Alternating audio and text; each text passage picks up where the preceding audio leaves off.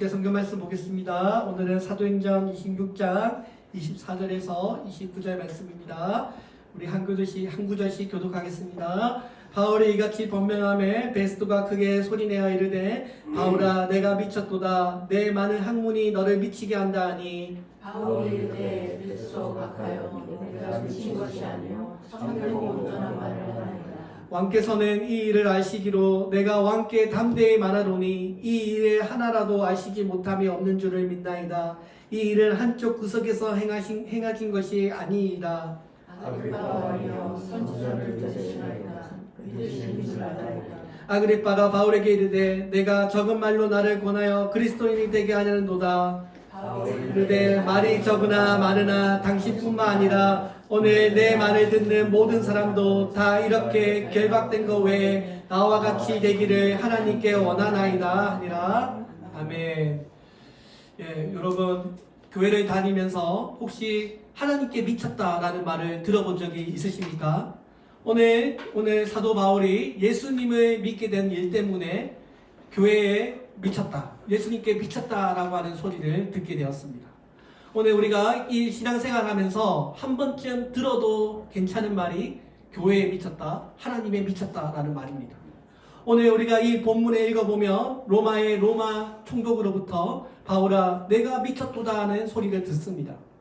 바울이 이 당시에 예수님을 전파한다고 해서 하나님을 모독하고 유다 사회를 혼란스럽게 한다는 제목으로 거짓 고소를 당해서 지금 감옥에 체포된 상태입니다. 지금 가이사의 호송을 되어서 이제 벨리스 앞에서 마지막으로 자신을 변호할 수 있는 그 순간을 맞이하게 되었는데요. 이 마지막 순간에도 사도 바울은 예수님의 복음을 전합니다. 여러분, 만약에 우리가 보통 사람으로서 지금 이 권세자 앞에서 우리가 말을 잘못하게 되면 우리의 목이 날아갈 수 있는 상황입니다. 이 바울 시대는요, 민주주의 사회가 아닙니다. 왕이 모든 힘을 다 가지고 있는 절대 권력의 사회입니다. 오늘 이 본문에서 이 아그리빠 왕 앞에서 그리고 베스토와 벨릭스 앞에서 사도 바울이 담대하게 말합니다. 뭐라고 말합니까? 내가 예수님을 믿고 나와 같이 되기를 원합니다 라고 말합니다. 너무나 예수님이 좋아서 마지막 이 재판에서도 끝까지 하나님을 믿으라고 강권하고 있습니다. 오늘 이 장면을 읽어보니 정말 기가 막힙니다. 아니 바울이 정말 제정신이 아니구나. 아니 죄수인 주제에 어떻게 이렇게 결박을 당했는데도 예수님의 복음을 전할 수 있는가.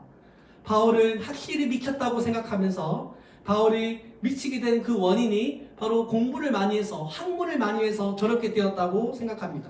내 많은 학문이 너를 미치게 했도다. 여기 이 미쳤다라고 하는 이 말이 헬라어로 마이네인데요. 마이네. 여러분 영어에 매니아라는 단어 아시죠? 매니아. 영어에 이 매니아라고 하는 단어가 바로 이 마이네라고 하는 헬라어 단어에서 나왔습니다. 다시 말하면 미쳤다라고 하는 이 그 마니아라고 하는 단어가 여기서 나온 것입니다. 다시 미쳤다라고 하는 이 표현은 그렇게 좋은 말이 아닙니다. 그런데 바울은 자신의 감정을 거침없이 표현합니다. 그래, 내가 미쳤다는 소리를 들어도 좋다. 내가 미쳐도 하나님께 미친 자가 되겠다. 오늘 이 죄수인 바울이 자신을 신문하고 있는 그 총독 베스트 앞에서 자신이 어떻게 변호하고 있습니까? 자신의 무죄함을 변명하는 것이 아니라 예수님의 복음을 전했습니다. 남들이 비웃든지 말든지 나를 수치를 주든지 말든지 오히려 그 순간마저도 영광스럽게 생각하고 있습니다. 오늘 사도 바울은 실제로 공부를 많이 한 사람입니다. 그 당시에 최고의 율법학자 가므리엘 밑에서 예수님의 율법을 공부한 사람이고요. 누구보다 학문을 많이 공부한 사람입니다. 율법으로 치면 이 사도 바울은 그 시대 최고의 기성인이고 그를 따라올 자가 없다고 했습니다. 바울은 스스로 자기 자신에게 말씀합니다. 26절 베스도 각하여 내가 미친 것이 아니요 참되고 정신 차린 말을 하나이다. 오늘 사도 바울의 말을 들어보세요. 바울은 지금 죄수의 입장입니다. 진짜 범죄를 해서 죄수가 되었든지 아니면 억울하게 누명을 쓰여서 죄수가 되었든지 어찌되었든 간에 죄수의 입장에서 왕 앞에 서게 되었습니다. 죄수의 입장이 되었다면 내가 지금 나를 풀어주세요. 내가 지금 억울하게 되었습니다. 나를 풀어달라고 하는 것이 인지상정입니다. 그러나 바울은 지금 이 벨리스 총독 앞에서, 아그리빠 왕 앞에서 결코 주저하거나 두려워하지 않습니다. 사도행전 26장 27절에 아그리빠 왕이여 선지자를 믿으니까 믿으시는 줄을 아나이다. 이것은 전혀 신문당하고 있는 죄수의 모습이 아닙니다. 바울은 여기에 대해서 전혀 개의치 않습니다. 바울은 지금 내가 미친 것이 아니라 내가 말하고 있는 이 예수의 복음이 진짜 진리이고 제가 정신이 온전하기 때문에 이 말을 드린다고 답하고 있는 것입니다. 바울이 아그리빠 왕 앞에 설 때 이 당당했던 것은 바울이 가진 권력이 아닙니다. 세상의 명예 때문이 아닙니다. 세상의 재물이 가진 자의 모습이 아닙니다. 바울은 지금 당신이 세상의 모든 부귀 영화를 누리고 있지만 당신이 누리고 있는 권세는 언제까지? 지금 이 순간이 뿐이고 시간이 가면 갈수록 유리한 것은 영원한 세계를 바라보는 저입니다라고 말하고 있는 것입니다. 오늘 여러분 세상의 부귀 영화를 누리고 있지만 사도 바울은 예수 하나님 나라의 비밀을 알고 있다고 말합니다. 내가 지금 예수님의 비밀을 알고 있기 때문에 당당하다는 것입니다. 오늘 이것이 바로 바울을 당당하게 만드는 것입니다. 이 아그리빠 왕은 지금 유대인의 왕으로 와 있지만 또 베스토 총독은 서서리 펴는 칼날을 가지고 있지만 바울은 여기에 대해서 조금도 기죽지 않고 그들에게 굴하지 않습니다. 어떻게 바울이 이렇게 당당할 수 있었을까요? 왜 그렇습니까? 지금 바울의 그 10년 가운데 바로 예수의 영이 있기 때문이 예수님이 함께하고 있기 때문입니다. 오늘 베스토가 바울에서 느낀 것처럼 세상 사람들과 동일한 사고방식, 세상 사람들이 살아가고 있는 삶의 태도, 그 가치관이 아닌 전혀 새로운 하나님 나라의 가치관, 하나님 나라의 삶의 태도를 가지고 살아가고 있습니다. 오늘 사도 바울은 미친 사람이 아니라 정말 진리로부터 정말 진리를 깨달은 사람으로 취급받았을 뿐입니다. 사랑하는 여러분, 오늘 사도 바울은 그저 예수님, 우리의 진리 되시는 예수님께 푹 빠져 있기 때문에, 그리고 어느 곳에 가든지 예수님이 그리스도라는 것을 전파했기 때문에 미친 사람 취급을 받게 되었습니다. 오늘 바울은 율법에 능통한 자였기 때문에 오히려 이 예수야말로 정말 구약 성경을 잘 알고 있는 수많은 선지자들이 예언했던 바로 그 선지자, 바로 그 예수님이라는 것을 더 확실히 알 수 있었습니다. 바울은 그 지역의 모든 지역과 종족과 신분을 초월해서 모든 곳에 예수의 복음이 전파되어야 한다고 믿었습니다. 자신이 바로 복음을 전하는 도구가 되어서 구약의 모든 선지자들과 모세와 많은 그 율법학자들이 바로 전했던 그 바로 메시아가 바로 예수님이라는 것을 내가 열정을 다해서 전해야겠다고 생각했던 사람입니다. 그리고 바울은 그것을 아는 것이 아니라 담대히 전할 수 있었습니다. 오늘 바울은 자신이 믿는 이 예수 그리스도는 어느 날 뜬금없이 하늘에서 내려오신 분이 아니고 바로 구약에서 창세기부터 여자의 후손으로 약속되었던 그 하나님의 복음이 바로 예수 그리스도를 통하여 성취되었다는 것을 말씀하고 있습니다. 여러분, 오늘 우리가 흔히 세상적으로 말하는 그 미친 사람은 여러분 어떤 사람들입니까? 한 가지 분야에 전념하는 사람을 말합니다. 우리가 지난 1000년 동안에 인류에 있어서 가장 큰 영향을 미친 사람 중에 한 명이 바로 토마스 에디슨입니다. 그가 발명한 발명품이 1000개가 된다고 하는데요. 그가 이렇게 엄청난 많은 업적을 남길 수 있었던 이유가 무엇입니까? 그 발명에 온전히 헌신했기 때문입니다. 그는 자신의 결혼식 날짜까지 잃어버리고 결혼식 날에도 연구실에서 몰두했다는 일화가 유명한 일화가 있습니다. 이 세상에는 우리가 미치지 않고는 이룰 수 없는 일들이 없습니다. 음악에 미친 사람을 통하여 우리는 좋은 음악을 듣고 있습니다. 문학에 미친 사람을 통하여 우리는 좋은 책을 읽고 있습니다. 또 영화에 미친 사람들을 통해서 우리는 많은 영화를 보고 있습니다. 바다를 보고 바다에 미친 사람이 있었기 때문에 해상 해운의 수단이 발전하게 되었고, 하늘을 보고 하늘을 날고 싶다라고 하는 꿈을 가진 사람이, 하늘에 미친 사람이 있었기 때문에 오늘날 우리가 비행기를 타고 여행을 다니게 되었습니다. 오늘 여러분, 오늘 우리도 하나님의 미친 사람들이 있기 때문에, 복음에 미친 사람들이 있기 때문에 오늘 우리 도시성교교회가 존재하고 있는 것입니다. 오늘 우리가 이렇게 누군가 복음에 예수님의 정말 헌신하고 예수님을 헌신된 사람들에 의해서 오늘 우리가 복음을 받아들이게 되었고 구원을 얻게 되었습니다. 지금으로부터 100년 전에 이 땅에 복음을 전해준 그 선교사님들이, 정말 복음에 미친 사람들이 자신의 목을 내걸고 조선 땅에 와서 복음을 전파했기 때문에 이 조선 땅에 교회가 세워지고 그들의 복음이 흐르고 흘러서 오늘날 우리가 한국교회가 세워지게 되었고 오늘 우리가 이곳에 예수님을 믿게 되었습니다. 그래서 우리 모두가 다 오늘 그들의 생명의 빚을 지게 되었습니다. 오늘 사도 바울은 내가 미쳐도 세상 가장 좋은 것에 미쳤습니다. 어디에 미쳤습니까? 예수님께 미쳤습니다. 베스토 총독이 바울을 향해 던진 그 한마디, 바울아 내가 미쳤도다 라는 말은 정말 이 사도 바울이 그동안 어떠한 삶을 살았는가를 아주 요약해서 함축적으로 잘 보여주는 말입니다. 정말 예수님의 삶을 살았기 때문에 이런 말을 듣는 것입니다. 어쩌면 사도 바울은 그 말을 듣는 것을 오히려 더 좋아했을지도 모릅니다.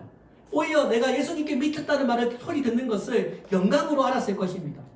오순절 마가의 다락방에 성령으로 강림해서 초대교회가 잉태되었을 때 그때 사람들이 뭐라고 했습니까? 술 취한 사람들이라고 했습니다. 여기 보면 이 술 취했다는 말이 여러분 사실은 미쳤다는 말을 좀 고상하게 표현했던 말일 뿐입니다. 오늘 우리가 이 신앙생활을 하면서 저 사람은 교회에 미쳤어, 저 사람은 하나님에 미쳤어, 저 사람은 정말 예수님밖에 몰라 이런 소리를 들었더라면 여러분들은 신앙생활을 지금 잘하고 있다는 표시이고요, 하나님께서 앞으로 축복을 부어주겠다라고 하는 증표를 받은 것입니다. 남들이 보거나 말거나 내가 그만큼 열심을 다해서 신앙생활을 하고 잘하고 있다는 표현이기 때문입니다. 여러분 별의별 방해꾼이 다 있고 시험거리가 다 있는데도 전혀 개의치 않고 미쳤다는 소리를 들어도 교회에 나와서 신앙생활하는 여러분들이 지금 예수님의 제자들입니다. 내가 은혜를 받으면요 가끔은 하나님께 정말 미쳤다라는 소리를 들을 수 있도록 우리의 신앙에 발동이 걸려야 합니다. 무조건 조용하고 점점 빼는 것이 다 좋은 것이 아닙니다. 주의 일에 있어서는 한 번쯤 미쳤다는 소리를 들어보아야 합니다. 빌립보서 3장 8절에서 사도 바울이 뭐라고 합니까? 내가 모든 것을 해로 여김은 내 주 예수 그리스도를 아는 지식이 가장 고상함의 임함이라고 했습니다. 사도 바울이 뭐라고 했어요? 우리가 그동안 추구하는 그 돈, 명예, 권력, 좋은 직업들, 집, 차, 그런 모든 세상적인 것들을 내가 다 누려봤더니 사도 바울이 뭐라고 해요? 예수님을 아는 지혜에 비하면 아무것도 아니다. 배설물을 여긴다고 했습니다. 사도 바울이 어떤 사람입니까? 다메섹 도상에 가다가 초자연적인 계시의 빛으로 예수님을 만나게 되었습니다. 그 전까지만 하더라도 그냥 세상적인 것들, 율법의 지식들을 자랑하고 혈통을 자랑하고 유대인으로서 바리새파로서 내가 뛰어난 가문의 출신이고 율법에 능통한 자고 내가 모든 것을 다 가진 자라고 자랑했습니다. 그런데 이제는 예수님을 만나고 난 다음에 바울은 그런 것들 다 배설물로 여긴다고 했습니다. 오직 주님만을 위해서 내가 달려가겠다고 했습니다. 여러분 오늘 이 바울이 바로 예수님을 위해서 달려간 사도 바울입니다. 남들이 나를 미친 사람으로 보든지 말든지 나는 이제 상관하지 않고 내가 모든 종족을 초월해서 예수의 복음을 전파하겠다고 가만히 있을 수가 없었던 것입니다. 여러분 이것은요 그냥 말만 하는 신앙이 아니라 정말 바울의 진심입니다. 바울은 정말 그렇게 살았습니다. 사도행전 24장 5절을 보면 사람들이 바울 보고 뭐라고 했어요? 연병 걸린 자라고 했습니다. 바울이 가는 곳마다 열심히 다해서 복음을 전하니까 바울에게 뭐라고요? 저 사람은 연병에 걸린 사람이고 나사렛 예수 그리스도를 믿는 개수라고 했습니다. 옛날에 이 연병은요 오늘날 코로나처럼 아주 무서운 병입니다. 그런데 바울이 이런 소리를 들어도 저 사람은 코로나야, 저 사람은 정신병자야 이런 소리를 들어도 전혀 마음의 상처를 받지 않습니다. 오히려 그것을 하나님의 영광으로 여겼습니다. 왜 그렇습니까? 진짜 진리를 알았기 때문입니다. 오늘 예수에 의해 완전히 붙들림 받은 사람이 어떤 모습을 보여주고 있습니까? 오직 예수의 복음을 전파하겠다. 그 한 가지 일에 몰두하고 있습니다. 내가 매를 맞아도 예수님밖에 없습니다. 내가 옥에 갇혀도 예수님밖에 없습니다. 내 영혼이 여기에 있든지 저 삼층청에 있든지 내가 잘 모르겠지만 오직 주님을 위해 내가 존재할 뿐입니다. 죽으나 살아나는 주님의 것입니다. 이게 바울의 고백입니다. 여러분 오늘 사도 바울은 어떻게 보면 완전히 이상한 사람입니다. 예수님을 좋아서 거기에 모든 것을 다 쏟아붓습니다. 열심히 집중하다 보니 자기의 목표를 지금 달성하고 있는 것입니다. 오늘 우리가 이 사도 바울을 통해서 우리가 무슨 일을 하든지 자기가 좋아하는 일, 특별히 하나님과 관련된 일에 우리가 정말 진심을 다하면 거기에 좋은 역사가 일어나게 되는 것입니다.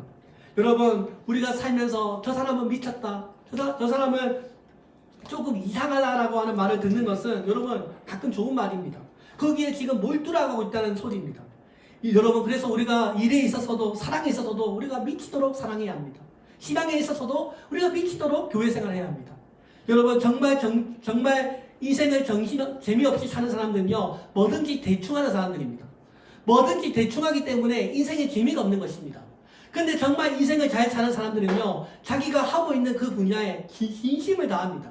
그 일이 이루어지든지 안 이루어지든지 상관없이 그냥 내가 그 일 하는 것만으로도 하나님께 영광이요, 또 그 일을 하면서 정말 많은 하나님의 영광을 보기 때문에 그 일에 몰두합니다. 오늘 믿음의 사람들은요, 아무리 이런 소리를 들어도, 이런 조롱을 받아도요, 얼굴 한번 찡그리지 않습니다. 그래서 그리스도인들을 뭐라고 불렀어요? 세상이 감당할 수 없는 사람들. 그리스도인들은 세상 말로 이해할 수 없는 사람들입니다. 세상이 감당할 수 없는 사람들인 것입니다. 여러분, 제가 예전에 말씀드렸잖아요. 우리 교회 3층에 저기 명동 영락교회 다니는 그 부부가, 집사님 부부가 있는데요. 그 교회 권사님들이 제주도에서 비행기 타고 온대요. 교회 예배 드리려고. 근데 한두 분이 아니고요, 많은 사람들이 제주도에서 비행기 타가지고 예배 드리고 또 비행기 타고 내려가신대요.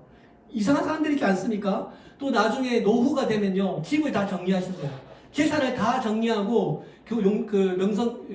영락교회 근처에 오피스텔을 구해가지고 거기서 하루 종일 예배 드리고 교회 생활 한다고 합니다. 노년을 천국 갈 때까지 그렇게 지내시는 분들이 한두 명이 아니라고요. 많은 사람들이 재산을 정리하고 오피스텔에 다니면서 교회만 다니신대요. 그리고 이 영락교회 부흥회가 열리면 그 근처에 호텔을 다 예약해가지고 온 가족이 다 나와서 부흥회 참석하고 조식 먹고 교회 가고, 그래서 교회 예배 드리고 와서 저녁에 쉬고, 그 호텔을 예약해가지고 온 가족이 와서 예배 드리는 그러한 사람들이 많다고 합니다. 여러분, 생각해 보세요. 우리가 세상적으로 말하면 왜 그런 짓을 합니까? 이상한 사람들이지 않아요? 왜 굳이 돈을 들여서 가면서까지 호텔을 예약하고 부흥회에 그렇게 열심히 다해서 참석합니까? 예수님께 정말 사랑하기 때문입니다. 또 우리 교회에 보면 옛날에 제 아는 지인은 용산의 3일교회 새벽기도에 참석하려고 새벽에 천안에서 5시에 일어나가지고 새벽기도를 참석한 사람이 있었습니다. 그리고 그 교회에 나오려고 직장을 그만두고요, 교회 근처로 이사를 간 사람들도 많다고 합니다. 여러분, 이뿐만 아니죠. 우리 왜 손양호 목사님, 자신의 두 아들을 죽인 그 원수를 자기의 양아들로 받아들이지 않습니까? 우리가 세상 말로 말하면 정말 세상 이상한 사람이지 않습니까? 아니, 어떻게 자기의 두 아들을 죽인 그 원수를 용서하고 양아들로 삼을 수 있습니까? 저도 자녀가 있지만 저 못할 것 같아요. 저 못할 것 같습니다. 근데 그 손양호 목사님, 정말 예수님이 너무 사랑해가지고 하나님의 사랑으로 그 두 사람을 받아들였어요. 사랑하는 여러분, 오늘 우리가 아무리 봐도 이 세상의 눈으로 우리가 비친 우리 예수님, 이 사도 바울, 또 우리 그리스도인들은 세상의 눈으로는 이해할 수 없는 사람들입니다. 그래서 저는 이 교회, 오늘 제목이 교회, 이상한 사람들의 모임이라고 했는데요. 누군가 저에게 교회는 어떤 곳이냐고 물어보면 저는 이상한 사람들의 모임이라고 말하고 싶습니다. 이 사람들, 정말 세상의 눈에 사람들에게 감당할 수 없는 사람들로 비춰지는 것입니다. 근데 여러분, 이게요, 우리 시대뿐만 아니라 우리의 믿음의 선조들이 다 그렇게 살았습니다. 우리가 흔히 말하는 믿음의 조상들이 전부 다 시련과 고난을 거부하지 않고 그 길을 걸어갔던 사람들입니다. 성경은 그들을 향해서 세상이 감당하지 못한 사람들이라고 말했을 뿐입니다. 오늘 자기를 신문하고 있는 그 베스토 총독 아그리빠 왕에게 바울은 이렇게 말합니다. 29절, 바울이 가로되 말이 적으나 많으나 당신뿐만 아니라 오늘 내 말을 듣는 모든 사람도 다 이렇게 결박된 것 외에는 나와 같이 되기를 하나님께 원합니다. 제가 지금 이게 제수된 것 외에 여러분들도 저처럼 예수님 믿고 이런 삶을 살기를 원한다는 것입니다. 지금 마지막 순간 재판받고 있는 사람의 말입니다, 여러분. 오늘 사도 바울은 자신을 향해서 미쳤다든지 정신이 나간 사람이라든지 그런 조롱에 아랑곳하지 않고 마지막 순간에도 다시 한번 예수님의 죽으심과 부활하심을 증언하고 있습니다. 이 말은 다시 말하면 왕들께서도 세상적인 것에 너무 미치지 마시고 나처럼 예수님께 온전히 예수님께 헌신된 자가 원한다고 말하고 있는 것입니다. 사랑하는 여러분, 오늘 우리가 교회를 수십 년 다녔어도 하나님께 미쳤다는 소리를 단 한 번도 들어보지 못한 사람은 정말 잘 믿고 있는 충성된 성도가 아닙니다. 내가 교회를 다니고 있는데도 세상 사람들이 나에 대해서 아무도 몰라. 내가 교회를 다니고 있는데도 니고데모처럼 아무도 내가 예수님 있는 것을 모르고 있다면 여러분 예수님을 잘 믿는 성도가 아닙니다. 그저 예수님의 주변만 겉도는 그냥 경계인으로서의 삶을 살아갈 뿐입니다. 교회로 왔지만 그냥 마당만 밟고 지나갈 뿐입니다. 내가 교회를 다녀도 아무도 내가 교회에 다닌 것을 모른다면 여러분은 우리의 신앙생활에 뭔가 문제가 있는 것입니다. 내가 교회를 오래 다니고 있는데도 여전히 여러분 교회에 대해서 아무도 나를 알아주지 못한다면 우리의 신앙생활에 뭔가 문제가 있는 것입니다. 오늘 우리가 바울이 지금 당하고 있는 이 고난마저도 복음을 전하는 기회로 삼고 있습니다. 하나님의 뜻은 축복을 통해서 이루어지기도 하지만 이런 고난을 통해서도 이루어질 수 있다는 것입니다. 우리 구약 성경에 보면 욥이라고 하는 사람이 있습니다. 다들 잘 아시죠? 욥이 믿음의 시련을 받아가지고 한순간에 전 재산을 잃어버립니다. 그들의 종도 죽게 됩니다. 하룻밤에 그녀의 10자녀들도 다 죽습니다. 세상적으로 보면 하룻밤 안에 폭삭 망한 거지가 되었습니다. 그는 여기서 더 이상 일어난다는 것은 불가능해 보였습니다. 아무리 믿음이 좋은 욥이라고 할지라도 인간적으로는 깊은 절망에 빠졌을 것이 분명합니다.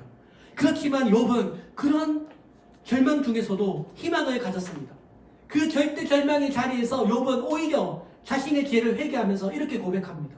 모태에서 빈손으로 태어났으니 죽을 때에도 빈손으로 돌아갈 것입니다. 주신 분도 하나님이시요 가져가시는 분도 주님이시니 주의 이름을 찬양하겠습니다. 욥기 1장 21절입니다. 그의 온몸에 역창이 났을 때에도 그는 그 자리에서 이렇게 고백합니다. 우리가 누리는 복도 하나님께로부터 받았는데 어찌 재앙이라고 해서 못 받는다고 하겠소. 다시 일어날 것 같지 못했던 그 상황에서 욥이 다시 일으킨 것은 욥 안에 끝까지 남아있던 마지막 소망이었습니다. 욥은 대재앙을 받기 전이나 그 후로나 오직 하나님께 믿음을 가졌습니다. 그리고 그 소망이 마침내 욥을 다시 일으켰습니다. 그래서 나중에 보면 욥이 잃어버렸던 모든 재산들이 다 회복되고요. 그 모든 것들을 하나님께서 갑절이나 회복시켜 주십니다. 오늘 이렇게 정말 예수님께 헌신된 사람들은요 결코 절망하지 않습니다. 어떤 경우에도 낙심하지 않습니다. 오늘 사도 바울이 죽을 고비를 많이 넘기면서 수많은 고난을 다 이겨낼 수 있었던 것은 마치 욥처럼 오직 예수님만이 내 삶의 소망된다는 것을 끝까지 믿었기 때문입니다. 오늘 하나님의 뜻은 여러분 축복을 통해서 이루어지기도 하지만 고난을 통해서도 이루어집니다. 그래서 사도 바울은 오직 예수님만 바라보면서 주의 사명을 수행했습니다. 남들은 다 못할 것이라고 했지만 바울은 끝내 해냈습니다. 바울이 마지막 순간까지 예수님만을 바라보고 예수님께 미쳤기 때문에 가능했던 일입니다. 여러분, 나는 예수님을 믿는 사람이다 이 말을 용기 있게 표현할 수 있습니까? 아니 어떤 상황에서는 내가 할 수 있고 또 상황에 따라서는 내가 부끄러운 듯 하지 않는 상황들이 있습니까? 오늘 사도 바울은 자신이 그리스도인이라는 것을 왕 앞에서 담대하게 드러내기를 주저하지 않았습니다. 오늘 우리도 이 세상에서 살아가면서 내가 예수님의 사람입니다. 내가 예수쟁이입니다 라는 것을 담대하게 드러낼 수 있어야 합니다. 우리 왜 성경에 읽어보면 예수님의 장사 지냈던 아리마대 요셉 아시죠? 예수님의 제자들이 다 떠났어요. 아무도 남겨지지 않은 그 순간에 아리마대 요셉이 그 예수님의 마지막 순간 그 장사 지냅니다. 이 아리마대 사람 요셉이 그 당시에 사내들인 공회원으로서 굉장히 많은 건세를 누리고 또 자기가 그리스도인이라는 것을 알려지게 되면 사회적으로 많은 억압과 박해를 받을 수 있었지만 그는 영원한 하나님의 나라를 바라보았습니다. 그는 앞으로 이루어질 하나님의 나라를 바라보면서 자신이 준비했던 자신의 무덤을 예수님께 내어놓습니다. 여기 자신의 무덤을 내어놓은 거지만 제일 소중한 것을 내어놓은 것입니다. 자기의 가진 거의 전 재산을 예수님께 내어놓은 것입니다. 우리가 세상 말로 말하면 이상한 사람이죠. 그런데 그는 예수님을 정말 사랑했기 때문에 자신의 것을 내어놓았던 것입니다. 땅에 있는 사람들은 나를 몰라준다 할지라도 나는 하나님께만 인정받으면 돼. 세상 사람들은 나에 대해서 이상하게 생각하겠지만 나는 하나님의 눈에만 합격하면 돼. 이런 마음을 가지고 자신의 무덤을 예수님께 내어놓았을 것입니다.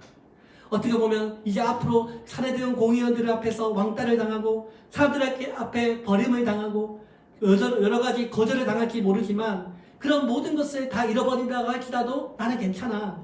오직 주님만 나를 알아봐 준다면, 오직 주님께만 내가 쓰임받을 수 있다면 나의 모든 것을 하나님께 드려도 나는 아깝지 않아. 이런 마음을 가지고 예수님 앞에 그 무덤을 내어드렸을 것입니다. 그동안 이 아르마다 요셉은 그 자신의 믿음을 숨겨왔을 것입니다. 왜 마치 요한복음에 밤에 예수님을 찾아갔던 그 니고데모처럼 자신의 믿음을 숨겨왔을 것입니다. 그러나 이제 여러분 오늘 이 마지막 이 바울처럼 이 믿음이라고 하는 것은 여러분 어느 순간이 되면 반드시 밝혀져야 합니다. 우리의 믿음을 우리가 어두운 순간에 꽁꽁 묶여왔지만 어느 순간이 되면 우리의 믿음은 많은 사람들에게 알려져야 합니다. 왜 그렇습니까? 이게 여러분 구원과 관련되어 있기 때문입니다. 오늘 바울은 예수님을 전하는 일에 헌신했습니다. 사람들은 그에게 미쳤다는 소리를 했습니다. 연병 걸린 자라고 했습니다. 그러나 사도 바울은 뭐라고 말합니까? 우리가 많이 미쳐서도 하나님을 위한 것이요 정신이 온전하여도 너희를 위한 것이니 그리스도의 사랑이 우리를 강건하는도다. 고린도후서 5장 13절 14절 말씀입니다.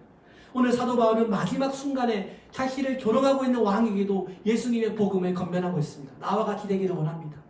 오늘 예수님께서 말씀하셨습니다. 사람을 강건하여 데려다가 내 집을 채우라. 여러분 아무리 말씀이 좋고 기도를 열심히 하고 교회 생활을 잘한다고 해도 우리가 이렇게 예수님의 복음을 전파하지 않는 교회는 하나님께서 기뻐하지 않습니다. 여러분 우리가 교회가 매일 전도하지 않아도 우리가 아무리 오지 않아도 교회가 매일 사람들이 교회를 찾아오지 않아도 우리는 꼭 전도해야 합니다. 전도는 결코 헛되지 않습니다. 우리 뒤에 앉으신 박수호 형제님 어떻게 교회 오신지 아세요? 누가 버린 전도지를 보고 교회로 왔어요.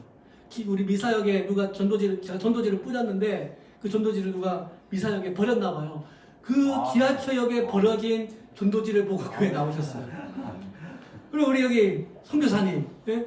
우리 양평 권사님이 전도해 주셨는데 양평 권사님은 안 오시고 우리 여기 선교사님 나와 주시고 또 우리 이경시 성도님 나와 주시고 얼마나 감사합니까? 여러분 하나님께서 전도했더니 꼭 그 사람은 나오지 않았지만 이런 다른 사람을 통해서 하나님께서 영혼들을 보내주셨습니다.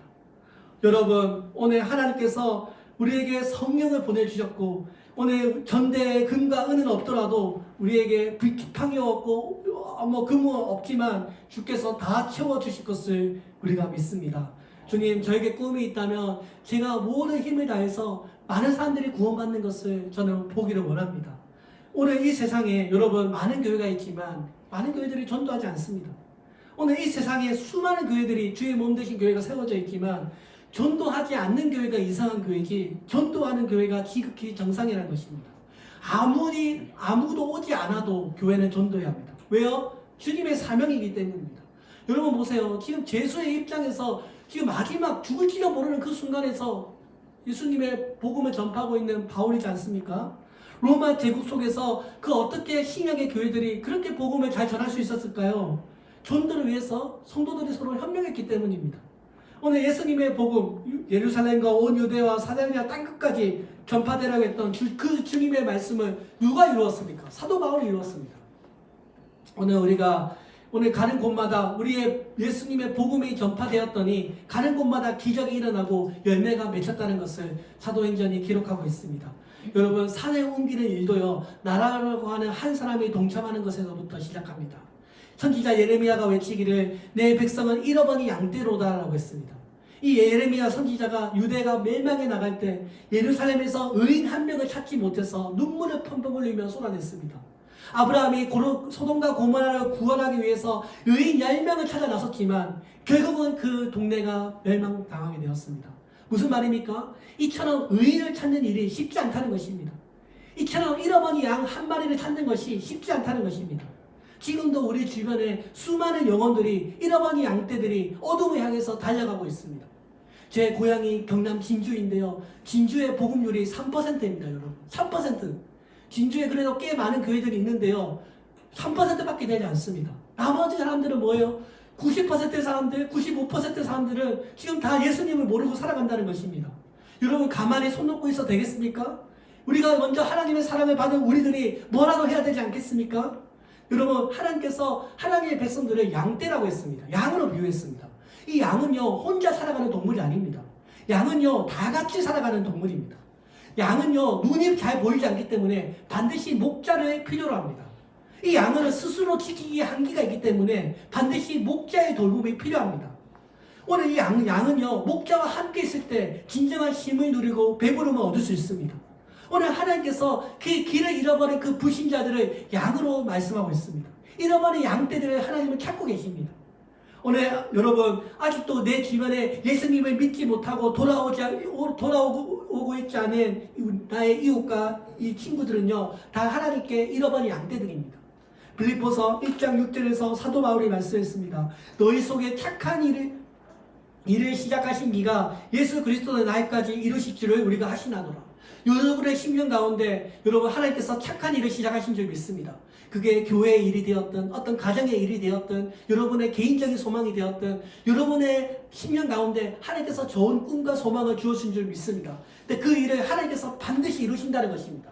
사랑하는 여러분, 오늘 하나님 나라를 위해서, 하나님을 위해서 거룩한 꿈을 꾸고 하나님의 복음을 위해서 내가 헌신하고 땀 흘리고 수고할 때 하나님께서 반드시 능력과 은혜를 부어주실 줄 믿습니다. 우리 도시 선교교회가 그것을 증거합니다. 여러분 교인 2명으로 시작한 교회입니다. 지금까지 생존하고 있습니다. 왜 그래요? 하나님께서 능력과 은혜를 부어주셨기 때문입니다. 오늘 사랑하는 여러분, 오늘 사도 바울의 정말 예수님께 미쳤다라는 소리를 그 소리를 들으면서도 개의치 아니하고 복음을 전했던 것처럼 오늘 여러분 의인 10명을 찾아 나섰던 그 간절한 마음을 가지고 오늘 하나님의 나라를 위해서 귀하게 쓰임받는 일꾼 되시기를 주의 이름으로 축원드립니다. 네, 기도하겠습니다. 살아계신 하나님 아버지 감사합니다. 오늘 이렇게 귀한 시간에 주의 교회에 나와서 하나님 앞에 예배드리게 해주시고 아버지, 세상 사람들은 이 일요일이 되면 다들 여행 다니고 등산하러 다니고 모임하기에 바쁜데 오늘 예수님을 믿는 이 이상한 사람들은 교회에 나와서 예배를 드리고 기도를 하고 하나님 앞에 시간을 내어 놓습니다.